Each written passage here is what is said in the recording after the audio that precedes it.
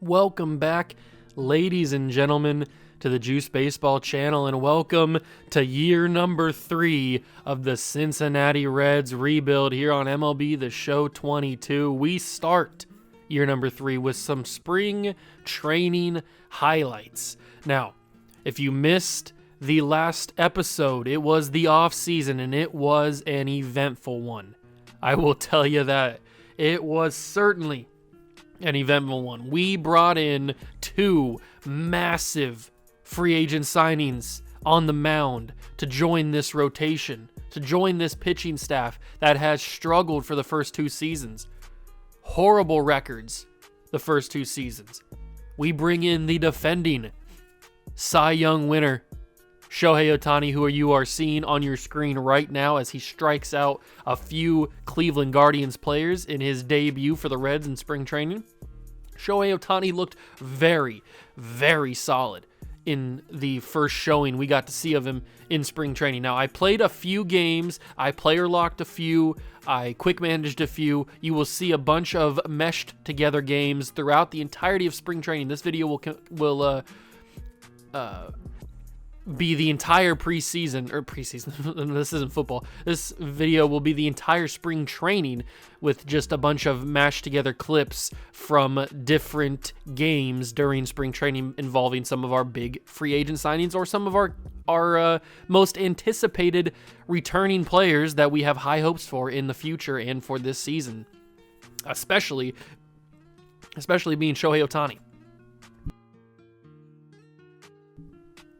He was looking very, very solid in his first 3 games his first 3 innings of his first game. And then, as you can see, we bring in Julio Urias, the second of the 2 big money free agent signings we went out and got this offseason. And he did not have as great of a opening day performance, a great of a debut showing as Shohei did.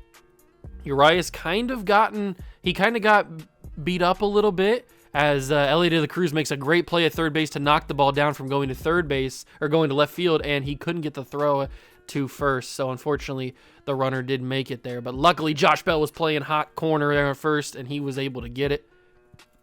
Great play by Josh Bell. And Julio Urias, he was getting beat up by this Guardians team, but there you see it, the potential. There's a reason why he was one of the higher paid just all of players in the free agency class this year, because he has the potential to be so dangerous, and he shows it right there with a beautiful slider to get the batter out. And Julio Urias, man, if he can get it together along with Shohei Ohtani, we are going to be sitting pretty, because we've also still got Hunter Green, we've got Nick Lodolo, we've got a very, very good staff. I feel like if Nick Lodolo can turn it around from not having a 2-win season like he did last year, if he can just get like 6 or 7 wins maybe, then I think the rest of our team, because we've proven that our bats can be there. We've proven that our bats can show up. And as you see Justin Dunn taking the field after relieving Julio Urias, we get to see a lot of different prospects and different players in this montage here, in this probably like 26, 27 minute video. We'll get to see a lot of our young guys, a lot of pitchers that we are very curious about, very excited for. Justin Dunn played very well in the time that he was up in the bigs last season. Obviously, last spring training, he very much impressed during his time in spring training last season. He didn't get the call up until I think it was September. He got the call up to be in the big leagues this past season. Now, he will not start in the big league club again this year. I've already decided that, because with the additions of Shohei and Urias, we have a pretty solid starting rotation right now, with Savales in there, and we also have Lodolo and Hunter Green, and we have one other player that I cannot remember right now. Daniel Espino, that's who it is. Those are the 5 guys that we have up there. But Savale is on the block. He's on the watch list. He's making a decent amount of money. We have a good farm system of starting pitchers, so I feel confident in possibly moving him along. As we see Luis Patino have a good inning there, and now we bring in Aaron Bummer, the veteran, who his first at bat, he lets a home run go, so there goes the shutout. Unfortunate there for Aaron Bummer. But he did play particularly well in the time after that. So we do have some good farm system pitchers that I'm very excited about, very ready to go this season, maybe even next season. And as we get further into this video, you will see that the farm system in general is just very, very deep. We have a lot of good young players in this team. They just need time to grow and time to develop. One of those guys being Austin Martin right there that we got in a trade last season. No, in the offseason. We got him just last episode in the offseason from the Atlanta Braves. And he has a very good day in this spring training. You will see that later on. But the future is bright for Austin Martin here in Cincinnati, and I was very excited to bring him in the first place. But now having him here, very, very excited to have him here. He was playing good at right field. He was playing good at the plate. I mean, he was just an all-around very good player. Lucas Sims comes on to not shut this game out, but just finish out the ninth for the Reds, and he was looking okay. He did struggle a little bit that first at bat, but then he gets the double play, and then he gets this fly out to Austin Martin there, and that's how we finished the first game. We take a big-time win, 6-1 against the Cleveland Guardians. Shohei Ohtani looked very, very good in his first showing in a Cincinnati Reds uniform. I'm very excited for the regular season. I'm very, very excited to see him play. I'm so curious to see if he can translate his game from American League to National League, because I hope that he can. If he can even be half of what he was last year, then we're going to be in a very good spot. But as we load up the second game of preseason, the second highlights of preseason, we'll be taking on the Kansas City Royals. And this one doesn't go as planned, but we do have some pretty good performances from Eloy Jimenez. This is a player lock with Eloy Jimenez here, because as you guys know from last season, I have struggled to hit with runners in scoring position for Eloy Jimenez, but I do not struggle here as Eloy Jimenez takes the 1-1 to deep left field. That one is a no doubt home run. Eloy Jimenez. That is what I wanted to see from this man. We got him at the trade deadline last season. He's now going to be playing his first full season here in Cincinnati, and I'm hoping that he can have a dramatic change in what he did from last year to this year. I'm hoping he can turn it up and become one of the best left fielders in all of baseball, because he has the potential certainly to do that. He certainly has the potential to become one of the best left fielders or just players in baseball. He's got potential out the wazoo. He has an amazing bat, and he's got a great fielding ability as well, as he tracks back to the warning track to field that one in deep left field. I'm very excited. I keep saying, I keep harping on it. I'm very excited about this team because we just have so much potential, man. It is crazy. You never really see a team coming into year 3 of a rebuild with the kind of young talent that we have that is just out of control. Like, even our bench is jacked with young talent that has potential.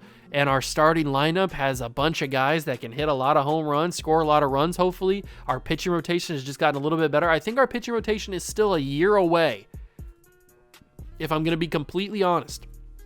I think our pitching rotation is still a year away. Bringing in Shohei Ohtani and Julio Urias are huge additions, and I think they're going to be here for the long run. But Hunter Green and Nick Lodolo have been very inconsistent. Now, maybe that's just because they're young, they're developing, and for the first 2 years, the lineup to try and score runs was not really producing. Maybe this year that'll change. I hope this year that'll change. But Hunter Green and Nick Lodolo, certainly Nick Lodolo, was not very consistent. And then we just had a revolving door at that 5 spot with just pitcher after pitcher coming in to try to fill the hole. Brandon Williamson, Savale, Espino, Justin Dunn. I mean, so many different pitchers have come in and come out with that 5th rotation spot. And I think we might have finally found it with Espino. I'm not 100% sure. He's nowhere near guaranteed it. Like the first 4 guys are pretty much guaranteed to be the starters. Now, Lodolo is probably on the edge of what I would consider guaranteed to be a starter. But Espino, he could be on the way out if we need him to. If he's able to get us another pitcher that's just a guaranteed out, then that's going to be definitely thought about. Certainly, I would definitely take that into consideration. But for right now, I feel confident with what we have. I feel confident that we have the pitchers there. But like I was saying, I think our pitcher rotation is still a year away from being as good as it possibly could be. Shohei and Urias are going to help us out massively. And I think this could be a year where we not only finish above 500, but maybe make a wild card spot. I don't think we're good enough just yet to be able to win the division, win the NL Central. We might, depending on how the other teams around the division have changed and have improved, like the Brewers and the Cardinals and the Cubs and Pirates. I don't know how they've improved. We've seen that over the past 2 seasons, the Cubs and Pirates have struggled, which is not surprising. The Brewers and Cardinals have been the best 2 teams in the division like they usually are. But maybe now, this 3rd season, we can throw our names into that hat and be the third or second best team in the division, maybe even the first team, if we can get pitching like that from Julio Urias, where he places that sweeping curve tremendously into the strike zone. He certainly has his moments, and he's had his moments on the Dodgers. That's why he was worth so much money in free agency, because he's had these moments. And now we get to see Shohei Ohtani come in to relieve Urias, just like how Urias came in to relieve Ohtani in game number 1. And Shohei, not only is Shohei a Cy Young winner, he's also a very dangerous hitter at the plate. And you will see that coming up in a few minutes, how Shohei Ohtani can be such a dual threat player. And that's the main reason. I love the fact that he is coming off of a Cy Young award, and I love the fact that he's such a dominant pitcher, but the fact that we can have him as a hitter as well, and he can impact the game on both sides, is the main reason why I wanted to bring him in. Yeah, he's 29 years old, and we paid him a big-time bag to bring him to Cincinnati. But there's history there. The Reds were in on him when he came out of, I've talked about this in previous episodes, the Reds were in on Shohei Ohtani in real life when he was initially coming out of Japan, and just couldn't, they were too cheap. They couldn't pay what he wanted, and the Angels came in and offered him what he wanted, and he signed with the Angels. So the Reds were in on him for a little bit. But now in the game, to be able to actually bring him to Cincinnati, to the Queen City, and hopefully have him be one of the main pieces to a potential playoff team, as we see Aroldis Chapman, our former All-Star reliever, who we brought back last season and ended up being an All-Star, which was just phenomenal. Him and Alexis Diaz were the only 2 All-Stars last season for us. That was a really good signing. We didn't even pay Aroldis Chapman that much, as we see Jackson Jobe, another off-season addition that we made with the Tigers, brought in Jackson Jobe, and he's actually going to come in to close this game. Now, I brought him in because I wanted to see what he could do. This is the first time I've ever seen Jackson Jobe pitch, so I wanted to see what he can do, and maybe his role is in the bullpen. I mean, he's obviously got the stamina and the arm strength in the clutch to be able to do it, but that's just that's maybe like a pipe dream or something. I don't think Jackson Jobe is a long time bullpen arm, but he certainly performed pretty well in the 3 at-bats that he had here in the top of the 9th, and he shut out the White Sox and gets the save for that one. So I mean, hey, maybe there's a world where he's a solid bullpen arm instead of a starting pitcher. That happens all the time, where they're starting pitchers in the minor leagues, and then they come up to the big leagues, they get put in the bullpen, and they end up being some of the best. But here it is, Shohei Ohtani. This is what I was talking about in the previous clips. Shohei Ohtani, not only a dangerous Cy Young award-winning starting pitcher, he is a dangerous hitter from the plate. And as you can see, he sends that miles past the fence, and we get a trophy as well. Big fly Ohtani-san, hitting a home run with a starting pitcher or a pitcher in general. Got ourselves a trophy in the process. But Shohei Ohtani, this is the reason you signed Shohei Ohtani to the contract that we signed him to. 378 was the distance, 103.9 off the bat. Insane potential from Shohei Ohtani there. But this one, not so much, as he grounds into a play that it's a fielder's, or not a fielder's choice, it's a bad throw. An error by the Rangers pitcher. That one's going to go deep to right field, but unfortunately it was not hit hard enough. Shohei Ohtani falls to a 1-3, but he does get the error, so he gets on base in that one. But that home run just proves it. That home run just proves the fact that Shohei Ohtani is such a threat. And now we jump into our final game. This game is a full 9-inning game, quick counts, where we get to see all of our young guys. We've got no actual starters in this game, I don't think, except for Shohei might be hitting DH. but we don't have guys like Jonathan India playing. We don't have anybody like that playing. This is fully the young guys' opportunities to see what they can do against the Dodgers. So this will be a full 9-inning game cut into the best moments and the best hits from each guy. And one of these guys that impressed me so much was Vladimir Herrera. Every time he came up to hit, as he gets an RBI double right here from his first at-bat, every time he came up to hit was a threat for a big-time play. So I was very impressed with him. Is he the future first baseman for the Cincinnati Reds? Because we know Joey Votto is on his way out. He's on his last legs, you could say. So the fact that we have promise with Vladimir Herrera, I'm very intrigued to see how his career turns out, because he looked, at least in this game, like a big-time threat at the plate. As we get to see Hunter Greene for the first time in this spring training. And he is up to like an 89, 90 overall at this point. He's now been bumped down to the third man in the rotation, but that's not a slight on his talent. It just means that the pressure and the weight of the team is not put on his shoulders. It's now put on the two guys that we brought in. And maybe that's going to be better for Hunter Greene's development. As Austin Martin, I was talking about him and praising him the entire video so far. Austin Martin sends that one deep to left field, and that is the first home run for him as a Cincinnati Red. Yeah, it's in spring training, but this kid looks like he is going to be a stud. I'm very happy that we made the trade to bring him in, because he very much impressed me. Not a lot of these guys are going to make the team to start the season, start year number 3, but Austin Martin certainly is one of them that is guaranteed to make the team. He impressed me crazy. I think he's even starting in right field opening day.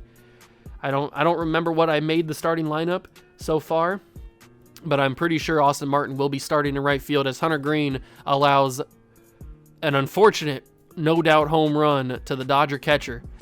Very, very hard to stop, but I mean, hey, that's just what happens when you get Will Smith up to the plate. He is a very dangerous hitter behind the plate, or as a catcher, one of the more dangerous catchers when he steps up, and that is going to be another big-time mistake from Hunter Greene. That's what I'm talking about. That's why I wanted to bring in somebody to take on the ace role for the Reds, because Hunter Greene, it felt like those first 2 seasons, that weight and that pressure and that intensity from being the number 1 guy on a baseball team like the Reds. These fans were just chomping at the bit. They wanted more and more from Hunter Greene, and he was trying to give it to him.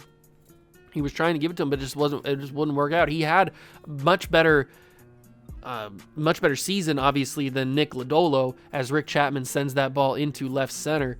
I'm very excited about Rick Chapman too. He's got a lot of potential. I remember that I really wanted him in that first initial draft in year number 1, and then we made a trade for him. I think at the end of year number 1, maybe in the offseason. I can't remember exactly when we traded for him, but he is going to be a factor. I don't know if he's going to start at second base in the future, because we do have Jonathan India. I know India can play shortstop, can play third base, he can play a lot of different stuff, but Rex Chapman might have to find his way into the lineup at some point. And I'm very intrigued about the potential of the different combinations we can have in the lineup, because obviously we have Joey Votto, who's coming back for another season. He's 40 years old. He's taking a very, very backseat role this season, and I don't know if he's going to be the DH long term for us, or if it's going to be Shohei. At right now, I think I have righty against righties, Shohei's the DH, and against lefties, Joey's the DH. I'm pretty sure that's how I have it, so that we can get a split, as Austin Martin just continues to prove that he is the guy for the Cincinnati Reds. He hits another home run, his second of the game against the LA Dodgers. Gonsolin just could not handle Austin Martin today, and that is number 2 for Martin. That's the main reason why. Yeah, he's a good fielder, he's got decent speed, but his performance in this game against the Dodgers and throughout the entire spring was the main reason why Austin Martin has gotten a starting spot in the big league clubs for opening day, year number 3. I'm very excited about his potential, as Jay Allen makes the play in center field. Another guy I'm very excited about the potential for. I don't think he's made the team just yet. He is still going to need maybe half a season in AAA.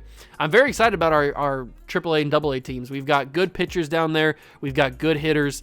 We could be making a run for each playoff. I know did we make the playoffs last year in AA? I think we might have. We might have even won the AA playoffs. I can't remember exactly if we did or not. I think we might have won the AA championship. I know that we at least made the playoffs with them. I'm pretty sure we made it. I can't remember exactly, but that just shows you what kind of potential we have down there. As I'm pretty sure that was Jay Allen that just got walked there. Rex Chapman comes up to the plate, and what can he do on a 2-1 count with runners on second and first? He's going to pop that to left field. It's going to bounce off the left fielder's glove, and unfortunately, I didn't realize that it was going to bounce off the glove, so I didn't move the man from first to second, so that is going to be an unfortunate out. But that brings up Shohei Ohtani up 5-1, and they are going to walk the dangerous lefty hitter, Shohei Ohtani, which brings up Vladimir Herrera, who is one of my favorite young prospects on this team. We just talked about him earlier in this game, how he looks dangerous from the plate, and he's going to smack that to second base. Unfortunately, not enough on it, and the Dodgers somehow escape with the bases loaded. I'm very, very excited about the prospects here.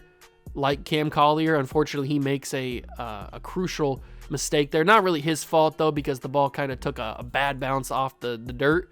But that is going to work into a double play. Hunter Green makes it, and he ends up saving Cam Collier from maybe the Dodgers having an easy time getting some runs in.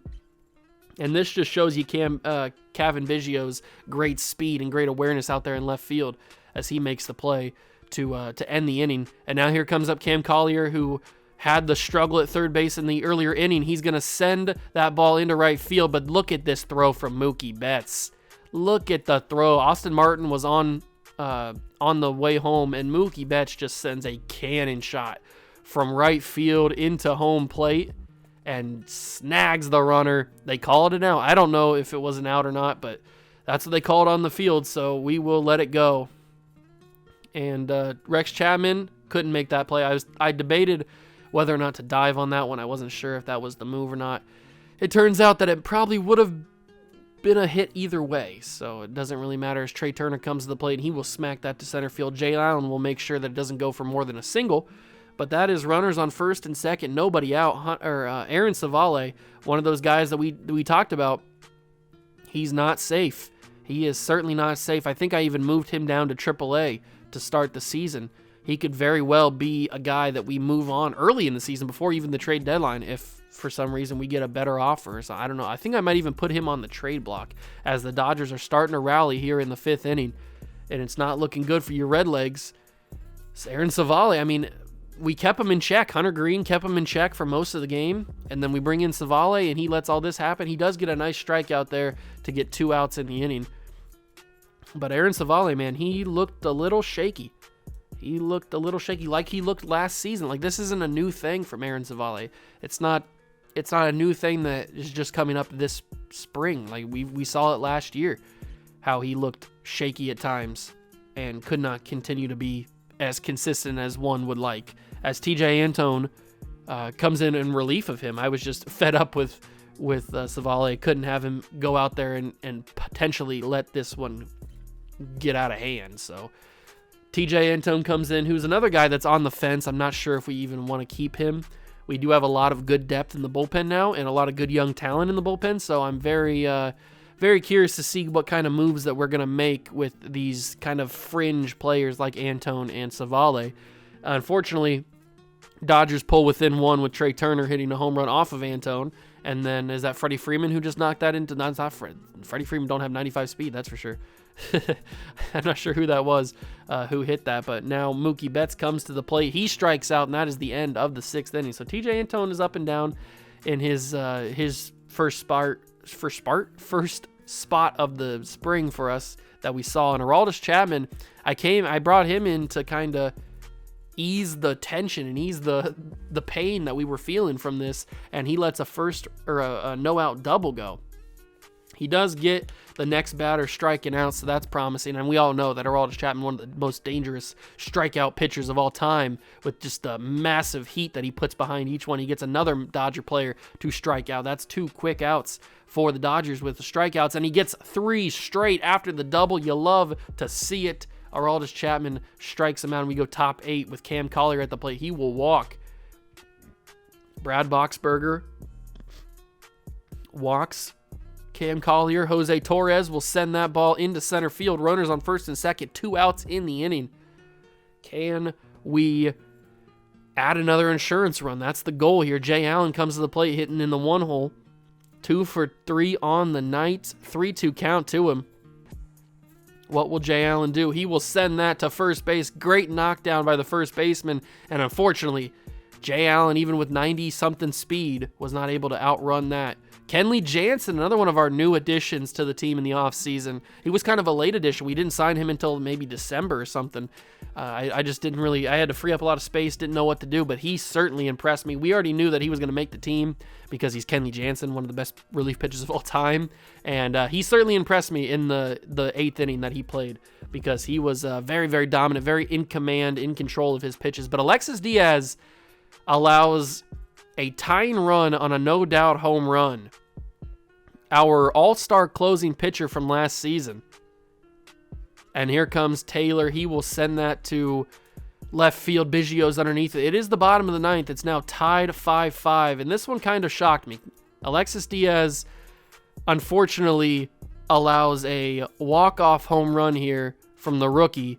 And I don't know what we're going to do. Obviously, I feel confident with Alexis Diaz going into the season, but that is going to be a sour end. And I hope you guys enjoyed the spring training video. Leave a like on it, subscribe to the channel more, and I will see you guys in the next one. Peace.